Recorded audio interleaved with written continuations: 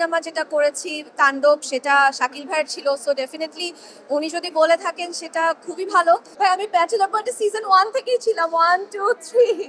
So অবশ্যই মানে next ইয়েতে যদি থাকতে পারি হয় না। ব্যাচেলর পয়েন্ট আমার কাছে আসলে একটা ইমোশনের জায়গায়। অমি ভাইয়ার সবকিছু মিলিয়ে ব্যাটে বলে মিলে যায় ডেফিনেটলি। খুবই ভালো লাগছে এবং আমি যতদূর সবসময় শুনেছি সিজেএফবি অ্যাওয়ার্ড খুব জাঁকজমকপূর্ণ হয়, সবাই আসেন এবং সবাই ভীষণ এনজয় করে প্রোগ্রামে, বিভিন্ন ধরনের পারফরমেন্স থাকে। সো এবার এসে খুবই ভালো লাগছে, আমি পারফর্মও করছি, নমিনেশনও আছে। সো সবকিছু মিলিয়ে খুবই ভালো লাগছে। আমি তো ভীষণ এনজয় করি, আমি আমার কলিগদের সাথে মানে যখনই একটা দেখা হওয়ার সুযোগ হয়, কাজের মাঝখানে সবারই ব্যস্ততা থাকে, সবার সাথে দেখা হয়, আড্ডা হয়, এই ব্যাপারটা আমি খুবই এনজয়। আসলে অফিসিয়াল অ্যানাউন্সমেন্টের আগে আমি পার্সোনালি কিছু বলতে পারছি না। সো আসলে অপেক্ষা করতে হবে অফিসিয়াল অ্যানাউন্সমেন্ট আসা পর্যন্ত।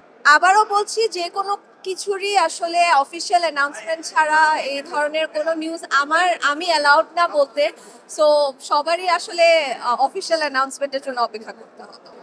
উনার আমি আমার প্রথম সিনেমা যেটা করেছি তাণ্ডব, সেটা শাকিল ভাইয়ের ছিল। সো ডেফিনেটলি উনি যদি বলে থাকেন সেটা খুবই ভালো। তবে আবারও অফিসিয়াল অ্যানাউন্সমেন্ট ছাড়া আমি আসলে কোনো কিছু বলতে পারছি না। শাকিব ভাইয়ের সাথে কাজ করা ডেফিনেটলি আমাদের যে কোনো কারোরই অনেক বড় একটা সৌভাগ্য। সো ফিউচারে ডেফিনেটলি আমি কাজ করতে চাইবো আমাদের মেগা স্টারের সাথে, বাকিটা তো দেখা যাক কি হয়। সত্যি কথা বলতে ক্যারিয়ারের যে কোনো ডিসিশনে আমার মনে হয় যে কখনোই আসলে সবাইকে খুশি করা যায় না। সো ব্যাচেলর পয়েন্ট আমার কাছে আসলে একটা ইমোশনের জায়গা এবং আমি একদম শুরু থেকে ব্যাচেলর পয়েন্টের সাথে ছিলাম এবং এখনো আছি স্পিরিটসে। যদি কখনো যুক্ত হতে পারি, সেটা আমি চাইবো যে অমি ভাইয়া এবং ব্যাচেলর পয়েন্টের যে টিম আছেন সবাই যেন অনেক বড় করে সেলিব্রেশন করে আপনাদের সবাইকে ইনভাইট করে সেটার অ্যানাউন্সমেন্ট দেন। ভাই আমি ব্যাচেলর পয়েন্টে সিজন 1 থেকেই ছিলাম, 1 2 3। সো অবশ্যই মানে নেক্সট ইয়েতে যদি থাকতে পারি হয় না।